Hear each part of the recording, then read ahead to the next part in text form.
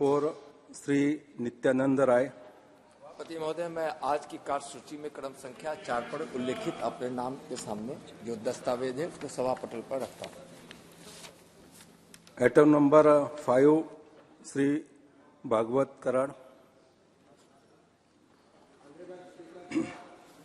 With your kind permission, on behalf of my colleague Sri Pankaj Ji Chaudhary, I rise to lay the papers mentioned against his name at serial number 5 in the revised list of business for today. Item number 6 Shrimati Shobha Karandlaje. Shown at serial number 6 of the revised list of business on Lok Sabha for today on the table of the House.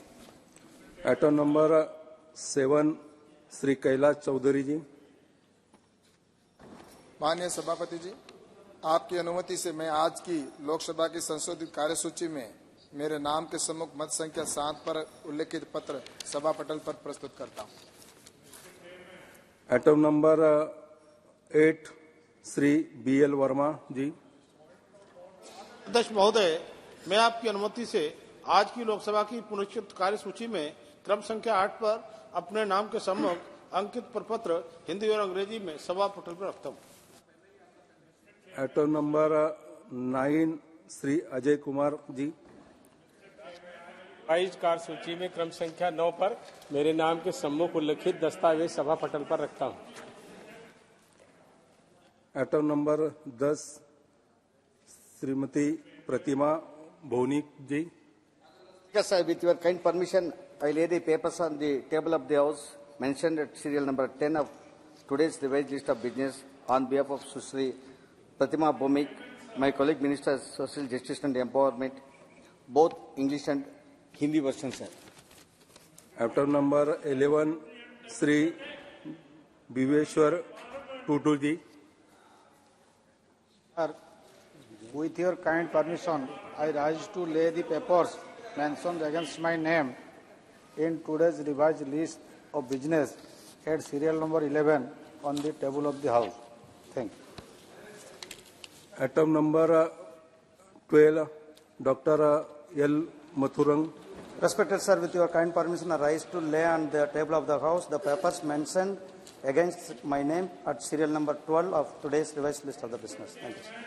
Item number 13 Shri Nisith Pramanik. महोदय, आज की कार्य संचालन की संशोधित सूची क्रमांक number 13 पर मेरा नाम के आगे रखे गए दस्तावेज को सदन की पटल पर रखता हूं। अब आप अपने जगह पे खड़े हो जाओ, रुक जाओ जरा। Item number 13A Shri Bhagwat Karad ji. Speaker, sir,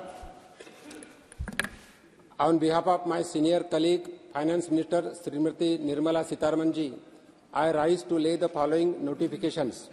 Number 1, notification 41/2023, Central Excise published in Gazette of India dated 18th December 2023, together with an explanatory memorandum making certain amendments in the notification number 18/2022, Central Excise dated the 19th July 2022, reducing the special additional excise duty on production of petroleum crude from rupees 5,000 metric tons to rupees 1,300 metric tons, and increase the special additional excise duty from nil per litre to rupees 1 per litre on export of ATF, that is aviation turbine fuel.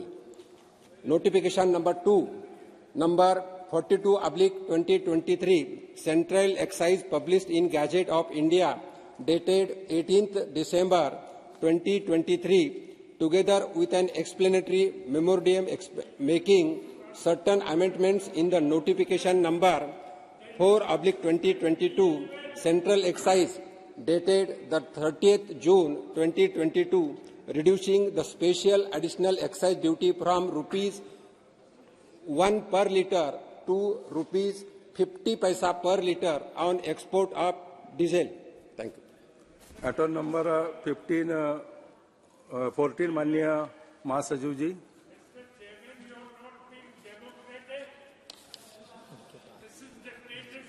Sir, I have to report that Rajya Sabha at its sitting held on the 18th December 2023 agreed without any amendment to the Jammu and Kashmir Reorganization, Second Amendment Bill 2023 and the Government of Union Territories Amendment Bill 2023 as passed by Lok Sabha. सभा की बैठकों से सदस्यों की अनुसूची संबंधित समिति ने 18 दिसंबर 2023 को सभा में प्रस्तुत अपने 12वें प्रतिवेदन में सिफारिशें की है। प्रतिवेदन में उल्लेखित सदस्यों को सभा की बैठकों से अनुपस्थित रहने की अनुमति प्रदान की जाए। क्या सभा की समिति द्वारा की गई सिफारिशों की अनुपति प्रदान की करती है?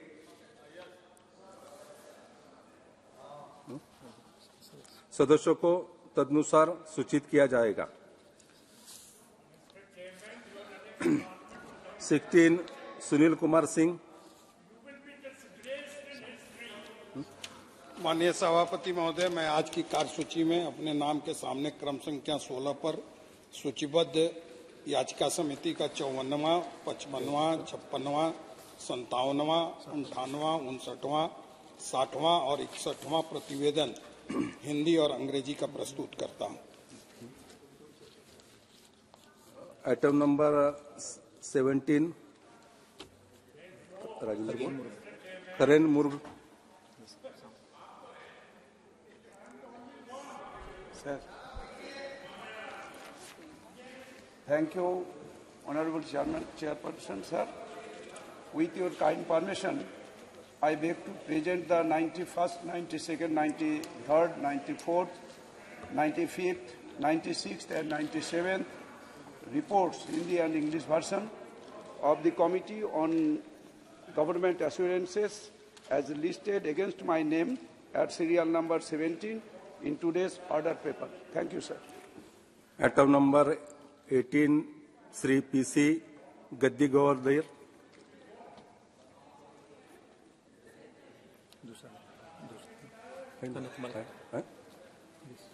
मैं आज की कार्यसूची क्रम संख्या पर अपने नाम के समूह की यथा सूची संबद्ध देश के पशुओं में लंपी स्किन डिजीज का फैलना और इससे संबंधित मुद्दे विषय पर कृषि, पशुपालन और खाद्य संस्करण संबंधी स्थायी समिति के 66वें प्रतिवेदन हिंदी और अंग्रेजी संस्करण की एक प्रति प्रस्तुत करता हूँ। आइटम नंबर 90 भी आप करें। महोदय, मैं आज की कार्यसूची क्रम संख्या पर अपने नाम के समूह तथा सूचीबद्ध कृषि, पशुपालन और खाद्य संस्करण संबंधी स्थायी समिति के 50वें, 60वें, 61वें, 63वें, 64वें और 65वें प्रतिवेदन पर सरकार द्वारा आगे की गई कार्रवाई दर्शाने वाले विवरणों हिंदी और अंग्रेजी संस्करण की एक प्रति सभा की पटल पर रखता हूं। Item number 20 Shri Jagdamba Pal ji.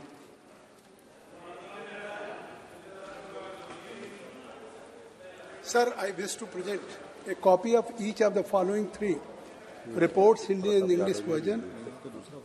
39th report on action taken by the government, and 40th report on action taken by the government and observation recommendation, and 41st report on the subject bioenergy and based energy recovery of energy from urban of the Standing Committee on Energy as listed against my name in today's revised list of business.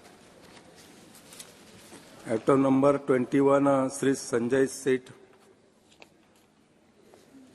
सभापति महोदय, मैं आज की कार्यसूची में मेरे नाम के समक्ष यथा सूचीबद्ध संचार और सूचना प्रौद्योगिकी संबंधी स्थायी समिति का 92वां और 53वां प्रतिवेदन हिंदी और अंग्रेजी संस्करण प्रस्तुत करता हूं। आइटम नंबर 22 श्री मितेश रमेश भाई Patel. Thank you, Honorable Chairperson, sir. I beg to present the 37 and 38 reports, Hindi and English versions of the Standing Committee on Consumer Affairs, Food and Public Distributions as listed against my name in today's list of business. Thank you. Item number 23, Sri Satyadev Pachori.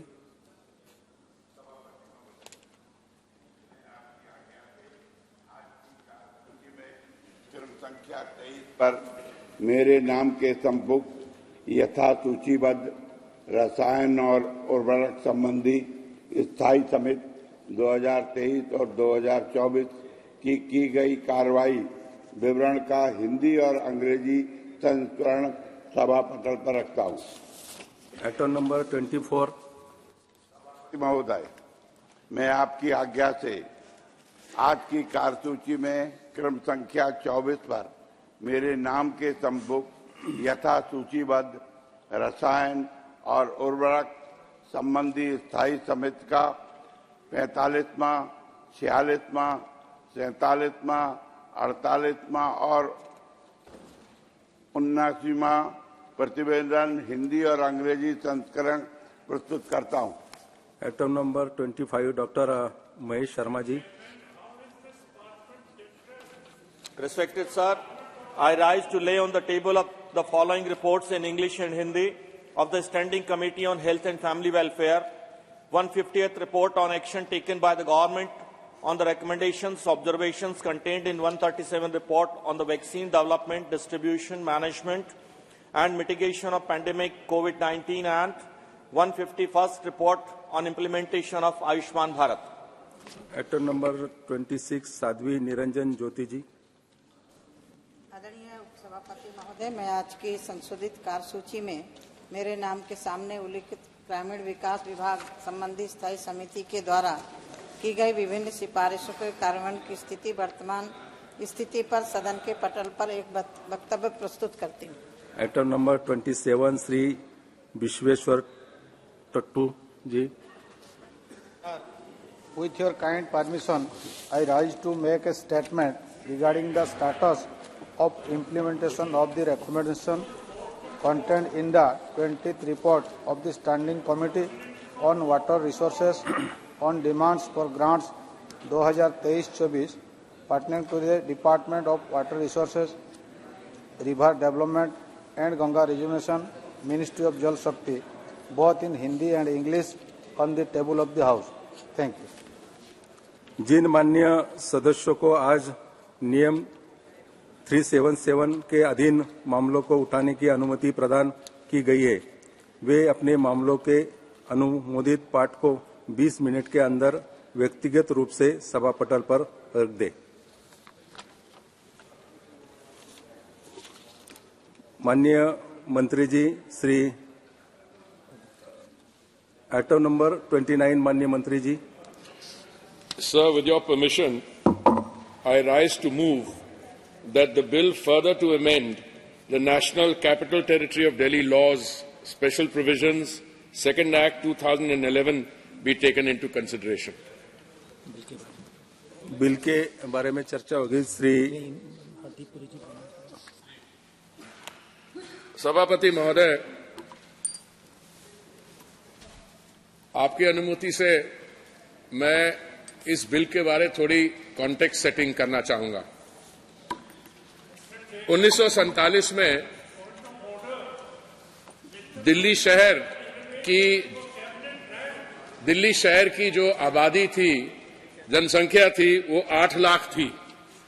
जब हमारा पहला census हुआ सभापति महोदय 1951 में, आजादी के बाद, स्वतंत्रता के बाद, तो दिल्ली की जो जनसंख्या है 8 लाख से चढ़ के 17,45,000 के करीब पहुंच गई। Sir, there was a massive transfer, demographic shift of population to Delhi as a result of the partition. उसके बाद सर दिल्ली की आबादी बढ़ती गई। 1991 में दिल्ली की जनसंख्या 94.2 लाख के करीब थी। 2001 में ये 1,38,00,000 हुई, और जो हमारा पिछला लास्ट लेटेस्ट सेंसस है सर 2011 का, उसके हिसाब से ये 1.6 करोड़ है।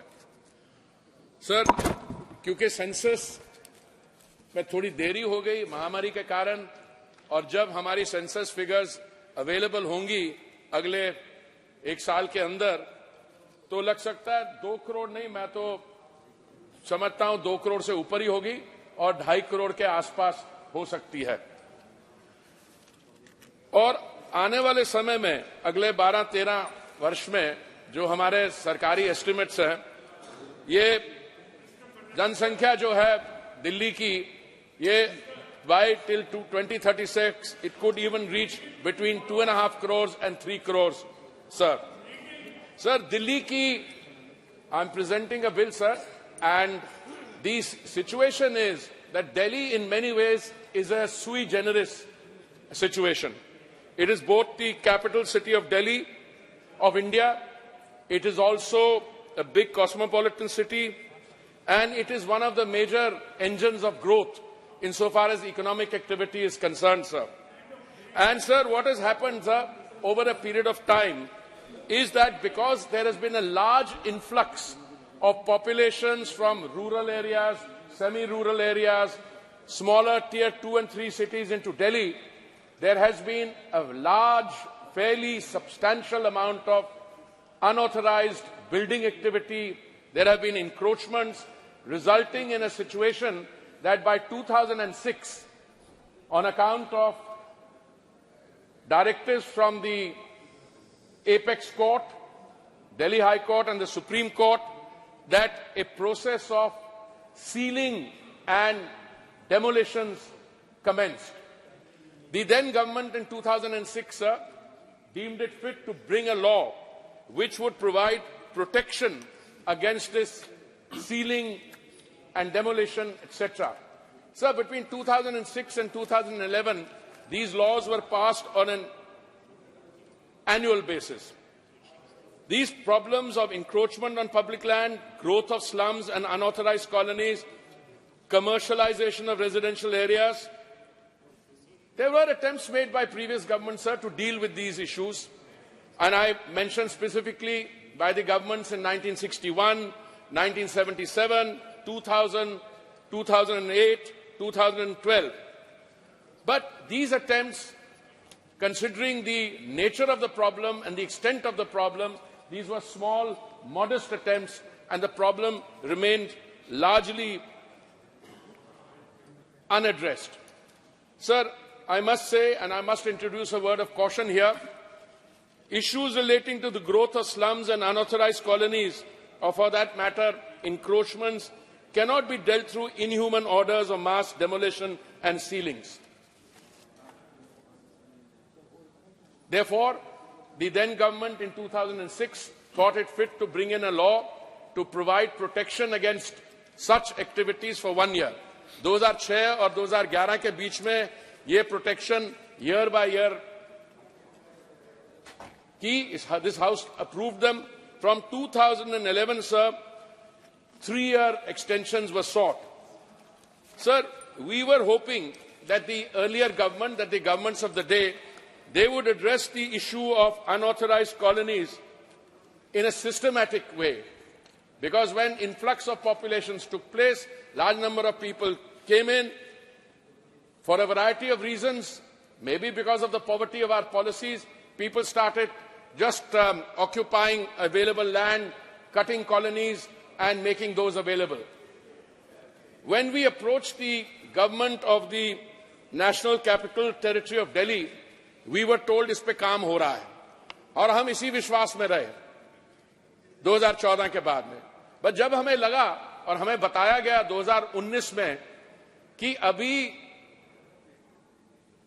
जो सर्वेस करवाने थे उनको, दिल्ली की सरकार को, और ये समस्या जो है कानून में पॉलिटिकली ये दिल्ली सरकार की जिम्मेवारी बनती थी, पर जब हमें 2019 में ये बताया गया कि इनको 2 साल और लगेंगे ये वेरिफिकेशन और काम कंप्लीट करने में, उस समय सर माननीय प्रधानमंत्री जी ने ये निर्णय लिया और यूनियन कैबिनेट ने 23 अक्टूबर 2019 को ये हिस्टोरिक डिसीजन लिया और एक नई स्कीम हम लाए, प्रधानमंत्री अनऑथराइज्ड कॉलोनीज इन दिल्ली आवास अधिकार योजना, पीएम उदय। सर 2019 में हम ये कानून लाए और इसके तहत कुछ काम शुरू हुआ, पर almost immediately we had to face the pandemic. March 2020 से लॉकडाउन 20 और 21 तक वो रहा। सर इस समय जो हमने स्कीम लाई है उस पे जो काम हुआ है, हमारी ये असेसमेंट है दैट अनऑथराइज्ड कॉलोनीज में जो जनसंख्या हमारे भाई बहन रहते हैं वो 40 और 50 लाख के बीच में होने चाहिए। 40 लाख अगर हमारी जनसंख्या है वहां पे, तो रजिस्ट्रेशन हमें चाहिए 8 से 10 लाख के बीच में। अभी तक 4 लाख रजिस्ट्रेशंस हुई हैं। Around 1,17,340 applications, households have been received. Authorization, conveyance deeds have been issued to 20,881 households. So clearly more work needs to be done. हमने इसके लिए PM उदय मित्र एक स्कीम बनाई है। पहले हर हफ्ते हमारे यहाँ 200 के करीब डोर टू डोर एफर्ट से conveyance deed authorization slips issue हो रहे हैं। उसके कारण अब 200 से हमने उसकी पेस बढ़ा के 350 हो रहे हैं per month. Development norms required for unauthorized colonies under the master plan of 2021 have also been notified in March 2022, and we expect this to trigger development in the colonies. Under in situ rehabilitation of JJ clusters, 675 JJ clusters in Delhi, 375 are with the DDA, और जो in situ slum rehabilitation projects हैं, Kalkaji extension has been completed, 3024 EWF flats have been handed over. 2 और colonies हैं सभापति महोदय जी, जेलरवाला बाग, अशोक विहार, कठपुतली colony, Shadipur. These are in various stages of construction completion very soon. Delhi में CLSS vertical जो है प्रधानमंत्री आवास योजना का, उसके तहत कोई 30,000 बेनिफिशरीज हैं। They have availed of loans of about 693 crores as interest subsidy. Sir, जो protection हमें इस law से मिलती है, which is available till 31st December, we clearly need to extend that for another 3 years. Because otherwise the vulnerable populations of Delhi the population of Delhi which is vulnerable would be liable for sealing, demolitions and displacements. In addition, sir, the final stages of notifying the Master Plan 2041 has been reached.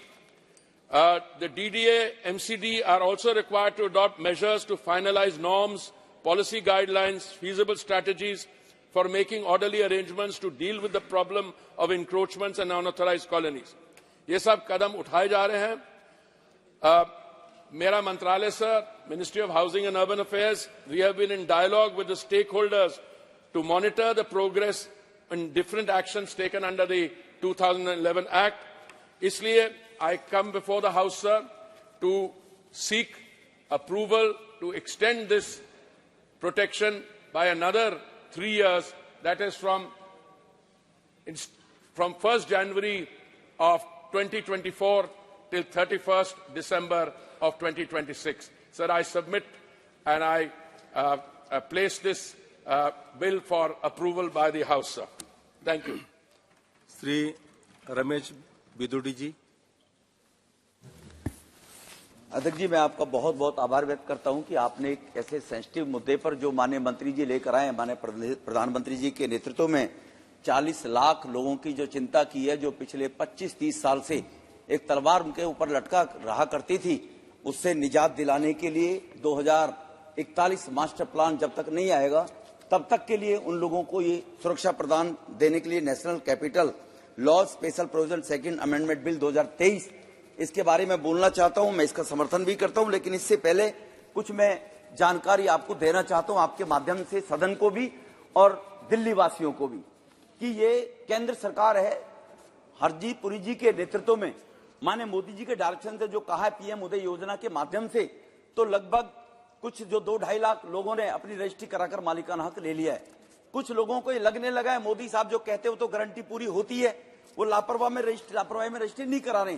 परंतु उसके अलावा भी दिल्ली का budget 78,000 crore रुपया है दिल्ली सरकार का, और केंद्र सरकार ने निगम के माध्यम से, डीडीए के माध्यम से लगभग 1,00,000 करोड़ रुपया पिछले 2.5-3 साल में दिल्ली के विकास के लिए खर्च किया। जैसे अमृत योजना लेकर आई, जो केंद्र से बजट जाता है, कॉलोनियों में सीवेज डलती है, ट्रंक नाले बनते हैं, उसमें 802 करोड़ रुपया की 44 योजनाएं जो चलाई जा रही हैं, मैं उसके लिए धन्यवाद दूंगा अपने urban development minister Hardeep Puri ji को कि जब हम इनके पास जाते हैं योजनाओं को लेकर, ये तुरंत सैंक्शन करने के बाद दिल्ली सरकार को पैसा देते हैं। उसमें 5,83,000 जो लाइटें थी जिनमें बिजली ज्यादा कंज्यूम होती थी, ऐसी LED लाइट लगाने का काम हुआ है। फिर अमृत 2 लेकर आया हमारे शहरी विकास मंत्रालय। उस अमृत 2 के अंदर 2,02,885 करोड़ रुपया, जिनमें 38 परियोजनाएं चालू हैं, जिनमें जलाशयों का भी ब्यूटिफिकेशन। प्रधानमंत्री जी कहते हैं हर लोकसभा में ऐसे 75 जलाशय होने चाहिए जिनमें पानी का वाटर लेवल बढ़े और जिनमें वातावरण सूक्ष्म रहे। हमारे जौनापुर भीम कॉलोनी है, उसके अंदर भी इस प्रकार से जलाशय का जो निर्माण हुआ और 3 निर्माण हुए, वो केंद्र सरकार के माध्यम से हुआ। स्वच्छ भारत मिशन में भी 216.61 करोड़ रुपए जारी किए, जिनमें से 28,526 लोगों के लिए ओपन डेफिकेशन से बचने के लिए CTPT ऐसी शौचालय का निर्माण दिल्ली राजधानी के अंदर पिछले 7 साल के अंदर कराया गया है। 107 वेस्ट टू कंपोस्ट प्लांट लोगों लगाने का काम वो केंद्र सरकार की इस योजना से DD और MCD के माध्यम से हुआ है।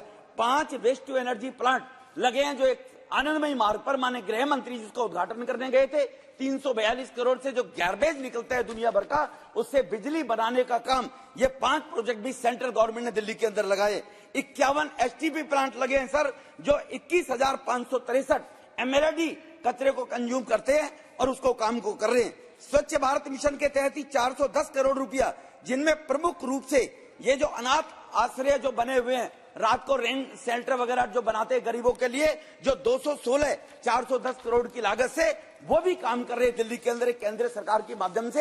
वरना लोगों को, बाहर के लोग आते हैं बसें में, लोगों को लगता होगा कि ये सब विकास के कार्य हो रहे तो कैसे हो रहे हैं, लेकिन क्योंकि डायरेक्ट इन्वॉल्वमेंट केंद्र सरकार की नहीं होती है।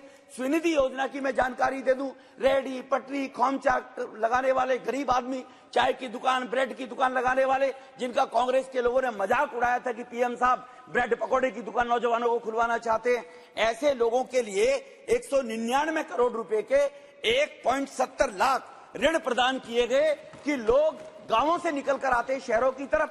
वो शहरों में वो लोग मद्रास, कलकत्ता, बंबई, हर जगह देश में जाते, लेकिन दिल्ली में भी लोग रोजगार कर रहे हैं। तो ऐसे लोगों को लगभग 73%, बेंगलोर में भी इस प्रकार के लोन की व्यवस्था है। दिल्ली में मैं इस बात के लिए फिर बधाई दूंगा पूरे शहरी विकास मंत्रालय को कि माननीय प्रधानमंत्री जी की इच्छा के अनुसार इन्होंने 73% ऋण जो हमारे MCD के अधिकारी हैं उनको मैं इस बात के लिए बधाई दूंगा। बैंक के अधिकारी कर्मचारियों को बधाई दूंगा कि वो कैंप लगाकर और 73% ऋण वितरण करके दिल्ली शहर 9वें स्थान पर है उस स्वनिधि योजना में लोन देने के लिए। इसी प्रकार से सर, प्रधानमंत्री आवास योजना के तहत एक तरफ तो शीश महल बनकर खड़ा हो जाता है, एक तरफ जो 70 गारंटियां दी थी उसमें 56 नंबर गारंटी में दिल्ली के एक बौने दुर्योधन साहब, उन्होंने कहा था मैं सबको पक्के मकान झुग्गी झोपड़ी में दूंगा। उन्होंने तो प्रयास नहीं किया।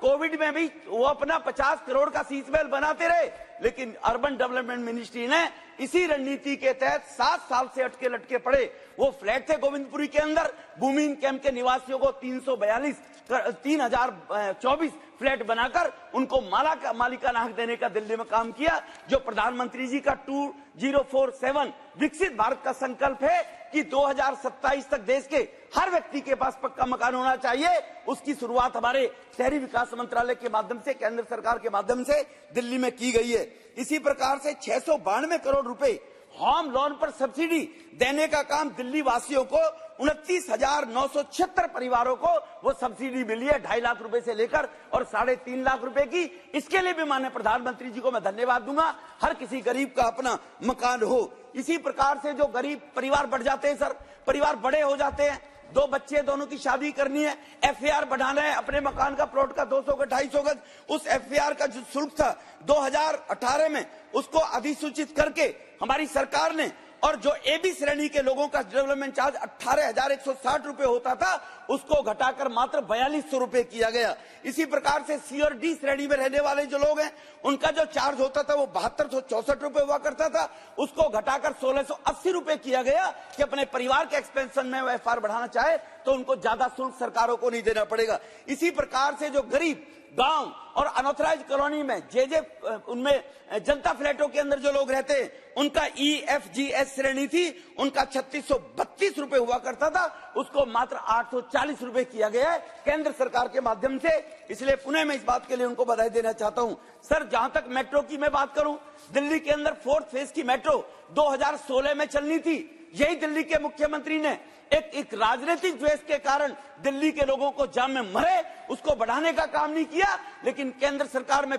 फिर पुनः धन्यवाद दूंगा हरदीप पुरी जी को। मैं बहुत इस बात के लिए इनको धन्यवाद दूंगा कि जब वो उस बात के एनओसी नहीं दे रहे थे, इन्होंने प्रेस कॉन्फ्रेंस की और प्रेस कॉन्फ्रेंस करने के बाद दिल्ली का मुख्यमंत्री अगर अपने हिस्से के पैसे नहीं देगा तो केंद्र सरकार अपने पैसे से मेट्रो लेकर आएगी। और 4th फेज की मेट्रो एरो सिटी की 19 किलोमीटर तुगलकाबाद से लेकर Lalkuan, Tigri, Khanpur, Krishna park, Raju park, Ambedkar Nagar, IGNOU colony के रोड, सैदराजाब, वो मेट्रो रेल का काम आज 48% के करीब 52% कंप्लीट हो गया। 120 किलोमीटर वो मेट्रो चलाने का काम किया है। सर, ये दिल्ली से जुड़ा मामला, मेरा 2 मिनट मुझे और चाहूंगा मैं आपसे, केवल 2 मिनट। अब मैं इन कॉलोनियों की तरफ भी आना चाहता हूं। सर, इन अनऑथराइज कॉलोनी के लोग 30 साल से संघर्ष कर रहे थे। जो उस समय 40-45 साल के लोग थे, बेचारे 50 साल के, वो तो चले गए। उनके बच्चे भी इस तंज को झेलते थे कि कब हमारे सर पे तलवार लटक जाए, हमारे खून पसीने की कीमत का पैसा पता नहीं कब बिल्डोजर चला जाए। 2019 में जो हमारे देश के माननीय प्रधानमंत्री जी ने पीएम उदय योजना से उनको मालिकाना हक देने का प्रयास किया, जो आज हम बात करते हैं गारंटी की, माननीय सोनिया जी है नहीं अभी, प्रतिपक्ष की नेता हैं। 2008 में रामलीला मैदान में चुनाव से 6 महीने पहले एक नौटंकी की और उन कॉलोनी को, RW के लोगों को बुलाकर प्रोविजनल सर्टिफिकेट बांटने का काम किया। लेकिन 8 में चुनाव तो जीत गए, दोबारा सरकार बना ली कि सोनिया जी ने कहा है, इतनी बड़ी नेता ने कहा है, अब तो कॉलोनी पास हो ही जाएंगी। लेकिन 13 तक उन कॉलोनियों की फिर सुधरी ली गई, केवल प्रोविजनल सर्टिफिकेट बांटकर छोड़ दिए गए। 13 के बाद जब 13 में आए, फिर इसी प्रकार की नौटंकी की, कुछ RW के लोगों को बुलाया और एक प्रस्ताव विधानसभा में पास कर दिया, जैसा प्रस्ताव दिल्ली के इस बौने दुर्योधन इस मुख्यमंत्री ने किया था दिल्ली विधानसभा में झूठा 18 में कि हम दिल्ली की सभी अनियमित कॉलोनियों को पास करना चाहते इलीगल तरीके से। तो इसीलिए जो अनऑथराइज कॉलोनी जो 2396 के करीब 1979 से लेकर 2015 तक बसी है सर, इन कॉलोनियों में जो रहने वाले 40 लाख लोग थे, सीवर, नाली, सड़क, इन मूलभूत सुविधा से परेशान थे। पहले कांग्रेस ने फ्रॉड किया सर, उसके बाद ये फ्रॉड आदमी पार्टी आई, इन कॉलोनियों के निवासियों के साथ विश्वासघात किया और उन्होंने 2016 में चुनाव में आने से पहले इन्होंने फ्रॉड करके फिर एक नई बात बनानी शुरू कर दी। इन्होंने कहा कि हम इस नोटिफिकेशन के तहत अगले 5 वर्षों तक, कांग्रेस ने जब उन्होंने कहा कुछ नहीं किया तो हम 13 में चुनाव में जाने के बाद जब आएंगे तो file number 1333 unauthorise colony urban development policy 02012 549553, ये जानकारी आम नागरिक को होनी चाहिए सर कि कितनी फ्रॉड करने वाले लोग कैसे बैठे हैं। 895 अनियमित कॉलोनियों को पास करने का ढोंग रच दिया और इसी institute, Kejriwal institute of line technology and fraud management जो कंपनी है केजरीवाल की, इनकी जो स्थापना हुई, जिनके डीन केजरीवाल साहब हैं, इस डीन साहब ने 15 में 70 वादों में 56 नंबर पर, जो मैंने पहले बताया, 1 वर्ष के अंदर मैं कॉलोनियों को नियमित कर दूंगा। आज तक सर वो कॉलोनी नियमित नहीं हुई है। अब मैं माननीय मंत्री जी से एक निवेदन करना चाहूंगा सर, इस पे इतनी मेहरबानी और 40 लोगों के पास कर दो। पीएम उदय योजना के लिए 2019 में हमने प्रोटेक्शन उनको दे दी। जिसका व्यक्ति का वहां प्लॉट है, एक कमरा बना हुआ है, उसका मकान बना हुआ, उसकी रजिस्ट्री डीडीए ने कर दी। लेकिन अब अगर मैं उसको बनाता हूं तो उसको अनऑथराइज माना जाता है और एमसीडी और एचएम डिपार्टमेंट के लोग उनको बुक कर देते हैं और वहां अवैध तरीके से उगाही होती है। इस प्रोटेक्शन डेट को सर एक 30 सेकंड में सर, इस प्रोटेक्शन डेट को सर बढ़ाकर अब 2014 की बजाय इसको 2022 कर देना चाहिए, क्योंकि मैं उस प्लॉट का मालिक तो बन गया, मैं उस कॉलोनी में रह रहा हूं, वही 1739 कॉलोनी का पार्ट है, लेकिन मकान मैंने 18 में बनाया, एक्सटेंड उसको किया है, तो वो मेरा अनऑथराइज है, उसको एमसीडी बुक कर देती है और उसको डिमोलिशन करने पहुंच जाते हैं। यहाँ सुविधा शुल्क की मांग की जाती है और हम जब बात करते हैं तो कोर्ट का ऑर्डर है, क्योंकि कोर्ट के अदालत के आगे आदेश के खिलाफ ही सरकार ने इनको प्रोटेक्शन देने का 2014 के बाद में काम किया है। और जो ये अनऑथराइज कॉलोनी का उनको प्रोटेक्शन 2022 का अगर माननीय मंत्री इस पे विचार करेंगे, मैं इनका बहुत बहुत इस बात के लिए धन्यवाद करूंगा। ये उन गरीब लोगों की तरफ से मेरी माननीय मंत्री जी से मांग है। और उन खाली प्लॉटों में जो 30-35% है, उन्हीं कॉलोनियों की सर मैं बात कर रहा हूं 1739। मैं एक्सटेंशन की कॉलोनी की बात नहीं कर रहा हूं। विद इन दिस कॉलोनी जो प्लॉट पड़े हुए हैं उनको अगर सर 14, 15, 16 में इसने बनाया है, फिर दोहराना चाहता हूं। इस पर माननीय मंत्री जी जरूर विचार करेंगे। आपने मुझे बोलने का मौका दिया, इसके लिए आभार व्यक्त करते अपनी वाणी को विराम देता हूं। बहुत बहुत धन्यवाद सर। श्री मनोज तिवारी जी,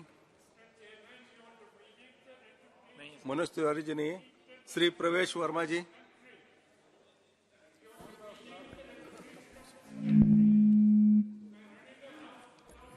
मैं आपका धन्यवाद करता हूं अध्यक्ष जी, और मैं पार्टी का भी धन्यवाद करता हूं कि उन्होंने मुझे बोलने का अवसर दिया।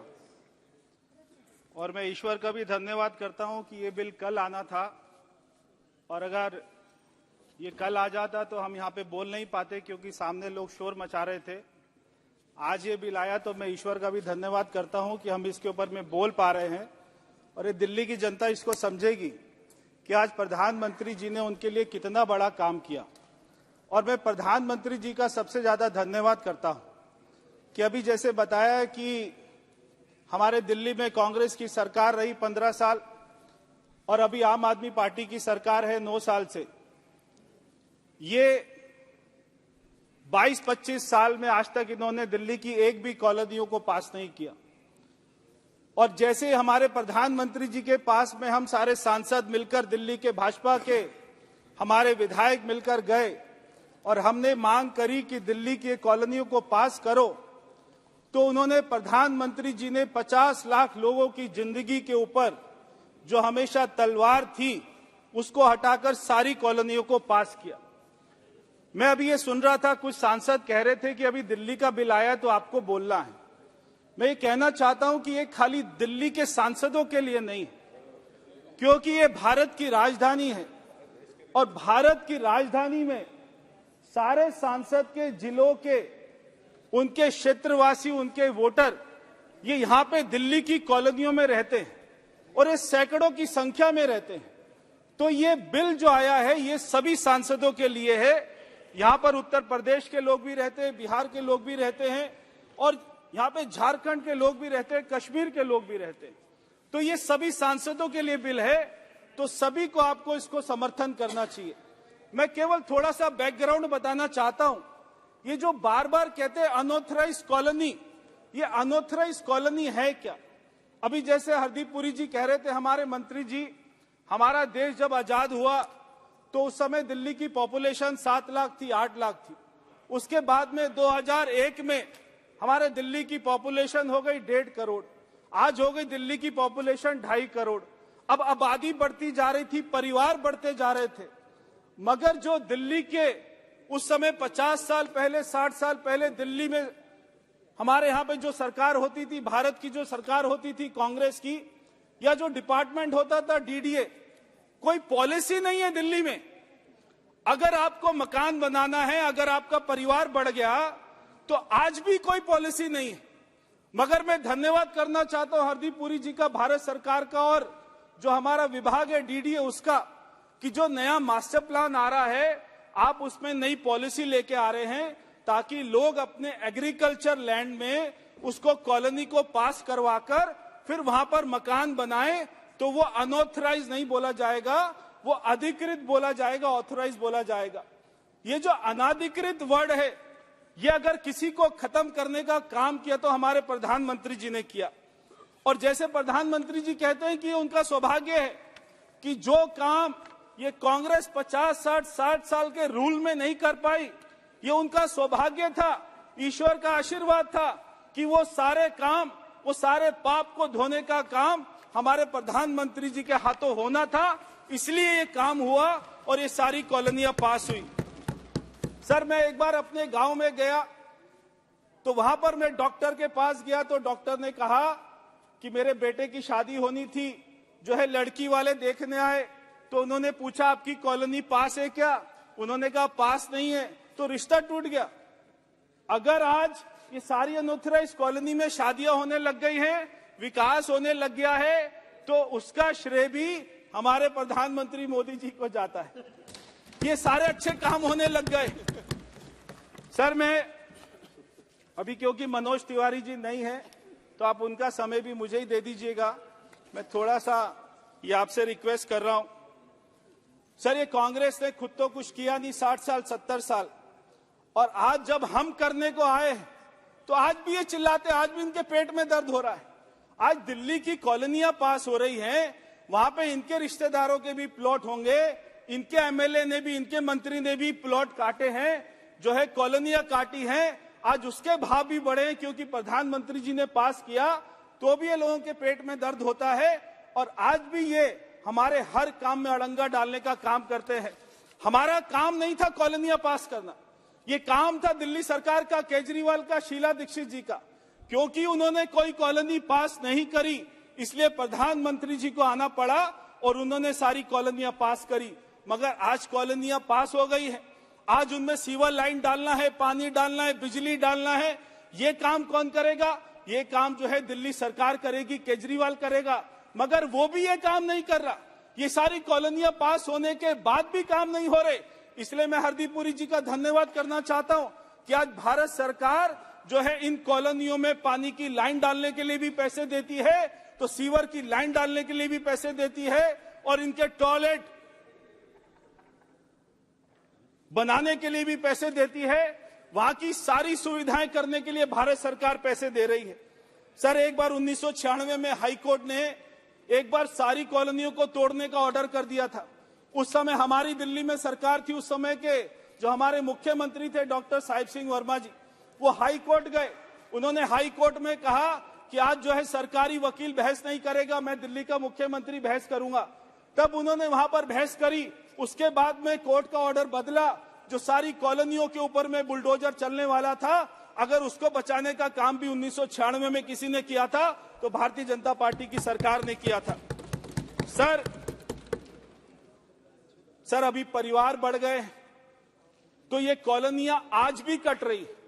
मैं इसलिए हमारे मंत्री जी से एक मेरी रिक्वेस्ट है हाथ जोड़कर कि जो नया मास्टर प्लान बन रहा है 2041, सर कृपया उसके अंदर में जीडीए पॉलिसी जो आने वाली है और हमें सुनने में आ रहा है कि आएगी, उसको लागू किया जाए, और उसके साथ में लैंड पूलिंग पॉलिसी को लागू किया जाए। क्योंकि अगर ये पॉलिसी नहीं आएगी, सर आज भी आपको जानकर हैरानी होगी कि दिल्ली में मेरी लोकसभा में ऐसे ऐसे गांव की जमीनें जहां पर 2 करोड़ रुपया एकड़ में जमीन मिलती है, और उसी के 1 किलोमीटर दूर में गुड़गांव में चले जाओ तो वहां पर 20 करोड़ रुपए एकड़ में जमीन मिलती है। क्यों मिलती है? क्योंकि वहां पे अपना पॉलिसी है। हमारे दिल्ली में पॉलिसी नहीं है। तो दिल्ली में अफवाह ये चलती है कि सारी कॉलोनियों की जमीन को, एग्रीकल्चर लैंड को सारे बिल्डर ने खरीद लिया, बड़ी बड़ी कंपनियों ने खरीद लिया। ये बात बिल्कुल सरासर गलत है। आज भी दिल्ली की 80% एग्रीकल्चर लैंड वो वहां के किसानों के पास है। इसलिए अगर कोई पॉलिसी आ जाएगी, सरकार लेके आएगी मास्टर प्लान में, तो हमारे किसानों को बहुत बड़ा फायदा होगा और ये कॉलोनियां, नई कॉलोनियां कटने से बच जाएंगी और सारी अधिकृत कॉलोनियां ही आएंगी। तो मैं ये भी मंत्री जी से मैं एक हाथ जोड़कर प्रार्थना कर रहा हूं मेरे दिल्ली के ग्रामीण वासियों की तरफ से कि सर कृपया जो मास्टर प्लान आएगा उसी में जीडीए पॉलिसी को, लैंड पूलिंग पॉलिसी को लेकर आए तो हमें जो है बहुत ज्यादा खुशी होगी। सर अगर ये बिल आज जो हमारी सरकार स्पेशल प्रोविजन एक्ट लेके आ रही है, सेकंड अमेंडमेंट, अगर आज ये नहीं आएगा तो क्या होगा? तो ये सारी कॉलोनियों के ऊपर में केजरीवाल वो अपना बुलडोजर भेज के चला देगा, ये सारे मकानों को तोड़ देगा। अगर ये मकानों को बचाने का काम आज हो रहा है तो मैं समझता हूं कि बहुत बड़ा काम हो रहा है और आम आदमी पार्टी, कांग्रेस को, सभी को इसका समर्थन करना चाहिए। सर एक और बहुत ही इंपॉर्टेंट बात है, आज तक जैसे हमारी सरकार ने हजारों जो अंग्रेजों के टाइम के पुराने कानून थे उनको खत्म किया, आज भी 2 कानून दिल्ली में चलते हैं अंग्रेजों द्वारा बनाए हुए, और वो ये सारी एग्रीकल्चर लैंड के ऊपर में चलते हैं। एक है सेक्शन 81 और एक है सेक्शन 33। अब ये 2 कानून क्या हैं? अगर आपने अपनी एग्रीकल्चर लैंड के ऊपर में जरा सी भी दीवार बना ली तो सरकार उसको ग्राम सभा में वेस्ट कर देती है। तो सर, आज तो दिल्ली के सारे गांव जो है अर्बनाइज हो गए। आज ये धाराओं का कोई लॉजिक नहीं है दिल्ली में। इसलिए मैं मेरी सरकार से और दिल्ली के उपराज्यपाल महोदय जिन्होंने ये जो नया मास्टर प्लान है उसमें रुचि ली है और यहाँ पे डीडीए के वीसी बैठे हैं, मैं उनसे भी कहूंगा कि सेक्शन 81 को, सेक्शन 33 को, ये दोनों धाराओं को खत्म किया जाए और दिल्ली में जितने भी केस चल रहे हैं वो सबको खत्म किया जाए और सारी ग्राम सभा में वेस्ट की हुई जमीन वो हमारे दिल्ली के किसान भाइयों को वापस की जाए। सर, मैं आपको बताना चाहता हूं कि मोदी सरकार ने जो दिल्ली में काम किए और खासकर ये सारी अनाधिकृत कॉलोनियों में जो काम किए ये बहुत ही अभूतपूर्व हैं। सबसे पहले मैं बात करूं, एक अभी हमारे यहाँ पे अर्बन एक्सटेंशन रोड बनी है, 8,000 करोड़ रुपए की रोड बनी है, सारी कॉलोनियों को आपस में जोड़ने का काम किया है। अगर वो रोड बनाने का किसी ने काम किया तो हमारे नेशनल हाईवे अथॉरिटी ने काम किया। उसके लिए मैं हमारे मंत्री गडकरी जी का बहुत बहुत धन्यवाद करता हूं और साथ में हमारे मंत्री हरदीप पुरी जी का और डीडीए का धन्यवाद करता हूं कि जिनके सहयोग से रोड बनी।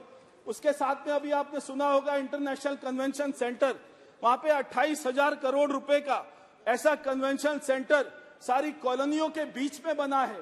तो वो कॉलोनियों में आज जो है विकास करने की बात कोई कर रहा है, उनको आगे बढ़ाने की बात कर रहा है, उनके जीवन को अच्छा करने की बात कर रहा है, तो वो हमारी सरकार कर रही है। सर, उसी के साथ में अभी रमेश जी ने भी बताया कि 6 लाख LED लाइट लगवाई गई कॉलोनियों में और स्वच्छ भारत मिशन में अभी 1190 करोड़ रुपए दिए गए। उसी के साथ में स्वनदी में अभी तक 2 लाख लोगों को ऋण मिला है, उससे वो अपना रोजगार कर रहे हैं। इतने बड़े बड़े काम हो रहे हैं दिल्ली में। सर, PM उदय योजना, ये ऐसी योजना है जो दिल्ली के ये सारे कॉलोनियों में रहने वाले लोगों के लिए लाइफलाइन साबित हुई है। मैं प्रधानमंत्री जी का, हमारे मोदी का बहुत बहुत धन्यवाद करता हूं कि वो एक ऐसी स्कीम लेके आए कि एक ही झटके में उन्होंने दिल्ली के 50 लाख लोगों का जीवन को सुरक्षित कर दिया, उनको सम्मान दिया, उनको इज्जत दी, उनको स्वाभिमान दिया।